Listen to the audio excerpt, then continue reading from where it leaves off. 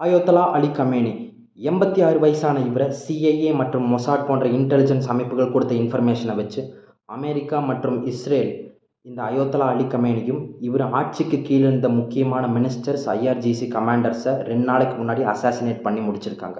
யார் இந்த அயோத்தலா Ali Khamenei? 1939 வருஷம் ஜூலை 17ஆம் தேதி ஒரு இஸ்லாம் மதத்தை பரப்பக்கூடிய ஒரு ஸ்காலருக்கும் அவருடைய மனைவிக்கும் பிறக்கப்பட்ட ஒரு ஆண் குழந்தை தான் இந்த அயோத்தலா அலி கமேனி. இந்த அலி கமேனி அவர்கள் வளர வளர ஒரு 30-32 வயசு வரைக்கும் தன்னுடைய அப்பா கிட்டேருந்து இஸ்லாம் மதத்தை பற்றியும் இந்த இஸ்லாம் மதத்தை பற்றி இருக்கக்கூடிய தியாலஜிஸ் பற்றியும் இவர் படிக்கிறாரு, இவர் நல்லா தெரிஞ்சுக்கவும் செய்கிறாரு. 1950கள் 60கள் 70கள் அதுக்கு முன்னாடி இந்த காலங்கள்லாம் ஈரானில் மன்னராட்சி போயிட்டு இருந்துச்சு. அந்த மன்னராட்சியை கொடுத்தவர் shah of Iran Mohammad Reza Pahlavi அப்படின்னு சொல்லக்கூடிய ஒரு ராஜா மன்னராட்சியை கொடுத்துட்டு இருந்தார்.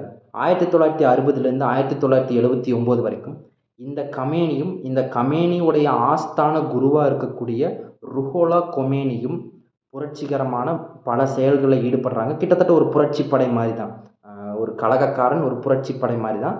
நிறைய புரட்சிகரமான செயல்களில் ஈடுபடுறாங்க. அவங்க இந்த இஸ்லாம் மதத்தை பரப்புகிறாங்க.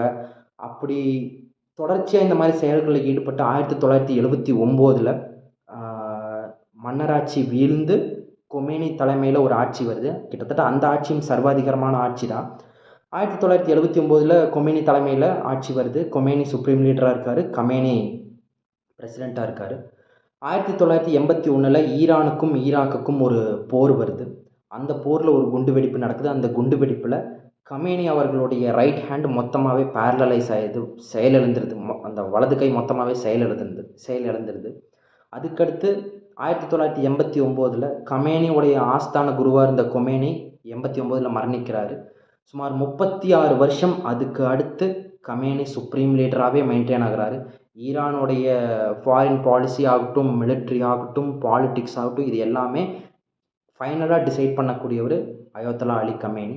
தன்னுடைய ஆரம்ப காலகட்ட வாழ்க்கையை ஒன்றும் இல்லாமல் ஆரம்பித்து சுமார் 36 வருஷம் சுப்ரீம் லீடராக மெயின்டைன் வளர்ந்து வந்ததுங்கிறது ஒரு மிகப்பெரிய வளர்ச்சி தான். அவரை சர்வாதிகாரின்னெல்லாம் நிறையா சொல்கிறாங்க. அந்த கருத்துக்கள்லாம் இருக்குது. கிட்டத்தட்ட அவர் சர்வாதிகாரி தான். அவரை பற்றி எனக்கு பேசணும்னு தோணிட்டு இருந்துச்சு. அதுதான் உங்கள்கிட்ட சொல்ல வந்தேன். நன்றி.